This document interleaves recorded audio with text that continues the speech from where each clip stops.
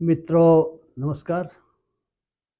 आपदा जोखिम न्यूनीकरण श्रृंखला के इस कार्यक्रम में आपका स्वागत है। मैं हूं व्यास जी। आज हम लोग चर्चा करेंगे उत्तरकाशी में जो टनल कोलैप्स किया हुआ है और उसमें 41 वर्कर फंसे हैं, उनको निकालने की जो कोशिशें हो रही हैं उसी के संदर्भों में हम लोग बातचीत करेंगे। लेकिन इसके पहले एक छोटी सी अपील, अगर अभी तक आपने मेरे चैनल को सब्सक्राइब नहीं किया हुआ है तो कृपया सब्सक्राइब करें और बेल आइकन ज़रूर दबा दें, क्लिक कर लें, ताकि आपको नोटिफिकेशन जब भी मेरा वीडियो कोई अपलोड हो तो समय पर पता चल जाए।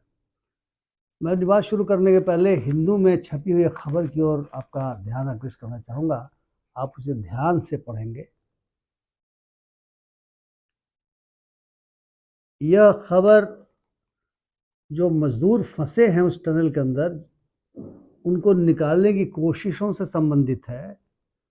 अब प्राइम मिनिस्टर ऑफिस से भी सीनियर पदाधिकारियों को वहाँ पर डिप्यूट किया गया है और वे एक्सपर्ट्स के साथ चर्चा कर रहे हैं कि जो फंसे हुए जो मजदूर हैं उनको निकालने के लिए किधर से ड्रिलिंग की जाए, ऊपर से की जाए, साइड से की जाए, और विभिन्न तरीके से सोच रहे हैं और शायद काम भी शुरू हो गया है और किसी प्रकार से उन मजदूरों को बचाने की कोशिश की जा रही है। जो लोग नहीं जानते कि टनल बन रही है उनके लिए मैं बता दूं कि एक सिलक्यारा मोड़ है, वहाँ से लेकर के और एक बारकोट नाम की जगह है, उसके बीच में पहाड़ के नीचे वो टनल बनाई जा रही है। और यह जो है सो मूलतः जो जमुनोत्री वहाँ पर हैं, उनको एक मेन जो बाज़ार है वहाँ का, उस मेन बाज़ार से जोड़ने के लिए बनाया जा रहा है। उस मेन बाज़ार में पावर स्टेशन भी है और इस टनल के बनाने से दूरी 20 किलोमीटर कम हो जाएगी। वैसे ये टनल खुद 4.5 किलोमीटर लंबी है। हम सभी जानते हैं कि उत्तरकाशी में गंगोत्री है, जहाँ से भगीरथी नदी निकलती है, भागीरथी नदी कह सकते हैं निकलती है, और जमुनोत्री है जहाँ से जमुना नदी निकलती हैं। ये बहुत ही पवित्र तीर्थ स्थान हिंदू धर्म के मतावलंबियों के लिए माना जाता रहा है, अभी भी माना जाता है। नाम ही उत्तरकाशी, यानी ये उत्तर का काशी है। वहाँ पे जैसे काशी में यानी बनारस में जैसे महादेव का मंदिर है, उसी प्रकार से वहाँ पर भी महादेव का मंदिर मौजूद है और बहुत सारे अन्य मंदिर हैं। इस उत्तर काशी का इतिहास बड़ा पुराना है। ऋग्वैदिक काल में भी इसकी चर्चा हुई थी। जो ऋग्वेद है हमारा, यानी हिंदू मतावलंबी जिस ऋग्वेद को मानते रहे हैं, उस ऋग्वेद में भी उत्तरकाशी की चर्चा है। और ब्राह्मण ग्रंथों में ऐतरेय ब्राह्मण में इसकी चर्चा है, महाभारत में इसकी चर्चा है। ये माना जाता है कि वहीं से जो पांडव हैं वे स्वर्ग के लिए चले हुए थे, और ये भी माना जाता है कि राजसूय यज्ञ भी वहीं किया गया था। तो कहना नहीं होगा कि बहुत ही महत्वपूर्ण तीर्थ स्थानों में इस उत्तरकाशी का स्थान है। ये जो टनल बन रही है कैसे नेशनल हाईवे का पार्ट है, इसको चार धाम ऑल वेदर रोड कहा जाता है, जो गंगोत्री, यमुनोत्री, केदारनाथ और बद्रीनाथ, ये चार धाम माने जाते हैं हिंदू तीर्थ में, उनको ये जोड़ता है। और स्वाभाविक सी बात है कि ये कोशिश की जा रही है कि लोगों की यात्रा अत्यंत सुगम हो जाए। दरअसल किसी को विकास से कोई आपत्ति नहीं होनी चाहिए, और आपत्ति किसी को क्यों होगी, लेकिन विकास ऐसा नहीं हो जो हमें आफत हमारे ऊपर डाल दे। विकास तो ऐसा होना चाहिए जो हमें आफत से बचाता हो। तो अब समझें कि जो टनल बनाया जा रहा है या जो ऑल वेदर रोड बनाया जा रहा है, इसको निरापद बनाने के लिए क्या करने की पहले से आवश्यकता थी। हम थोड़ा हिमालय के बारे में समझना चाहेंगे। दरअसल मेन हिमालयन थ्रस्ट जिसको हम कहते हैं, जहाँ पे इंडियन प्लेट यूरेशियन प्लेट से टकराती है, वह हिमालय से गुजरता है।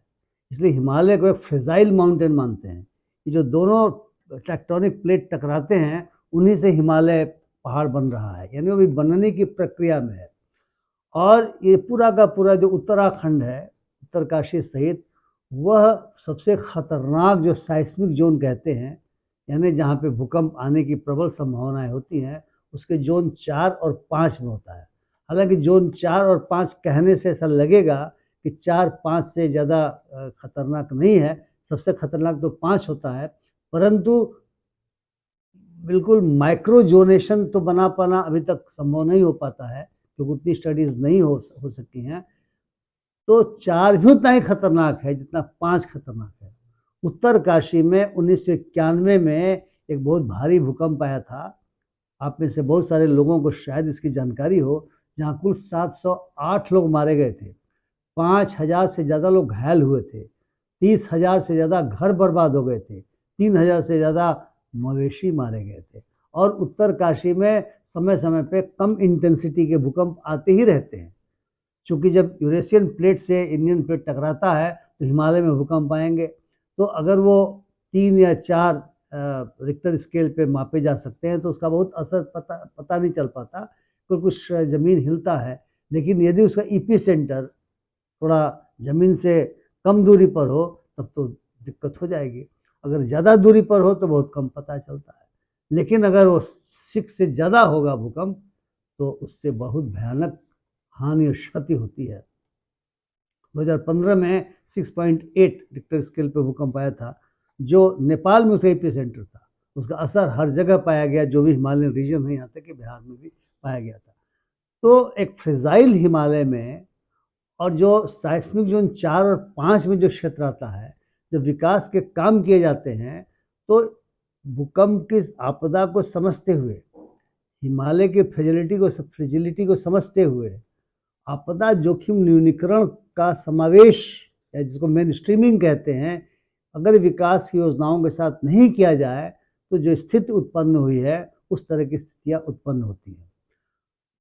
मुझे इस बात के लिए थोड़ा ताज्जुब होता है कि जिस संस्था को यह काम सौंपा गया, जिन्होंने काम सौंपा, नवयुग इंजीनियरिंग कंस्ट्रक्शन लिमिटेड को काम सौंपा गया, तो जिन्होंने भी इस प्रोजेक्ट को फाइनल किया, जिन्होंने भी डीपीआर को फाइनल किया, क्या उन्हें इतनी समझ नहीं थी कि इस तरह के क्षेत्र में अगर आप टनल बना रहे हो तो पहले से ही देख लो कि क्या आपदा के जोखिम को समझा गया है, उस जोखिम को कम करने के प्रयास किए गए हैं या नहीं किए गए हैं। अगर प्रयास नहीं किए गए हैं तो डीपीआर का कोई मतलब नहीं है। अभी टनल के बनने के दौरान ही घटना घटी है। फर्ज कीजिए कि टनल बन जाता और उससे गाड़ियां गुजर रही होती, लोग गुजर रहे होते, बसें गुजर रही होती और वो टनल कोलैप्स कर जाता, तो अभी तक 41 मजदूर फंसे हुए हैं, न जाने कितने लोग फंसते हैं, उनकी जानें जा सकती थी। तो इसलिए मित्रों, मुझे लगता है कि विकास के हर कार्यक्रम को हमेशा ही आपदा जोखिम न्यूनीकरण के साथ मेन स्ट्रीमिंग करने की आवश्यकता होती है। आप कौन सी आपदाएं आ सकती हैं, उसके जोखिम क्या हैं, उनको आइडेंटिफाई करके और उस जोखिम को कम करने की दिशा में क्या किया जा सकता है, ये सोचने की आवश्यकता है। इसमें नहीं सोचा गया। बहुत स्पष्ट मामला है कि DRR का जो सिद्धांत है, जो डिजास्टर रिस्क रिडक्शन का सिद्धांत है, उस सिद्धांत को नहीं देखा गया। अब तो कोलैप्स कर गया। अब जो कोलैप्स कर गया उसमें मजदूर फंस गए तो उनको रेस्क्यू की कोशिशें की जा रही हैं। ये सही है कि NDRF SDRF के लोग दौड़े, national disaster response force, state disaster response force, लेकिन जो एंट्री पॉइंट है वहाँ से अंदर जा करके और वो कोलैप्स किया है, तो अब उसके अंदर ड्रिल करने की कोशिशें की जा रही थी, पता चला कि और कोलैप्स होने की संभावना है और मजदूरों की जान पर बिल्कुल खतरा उत्पन्न हो जाने की संभावना है। ये खुशी की बात है कि रेस्क्यू के दौरान कुछ ऐसी व्यवस्था की गई है जिससे उन तक ऑक्सीजन पहुंचाया जा रहा है, भोजन पहुंचाया जा रहा है, लेकिन अंदाज लगाइए उनकी जान तो बिल्कुल सांसत में पड़ी होगी।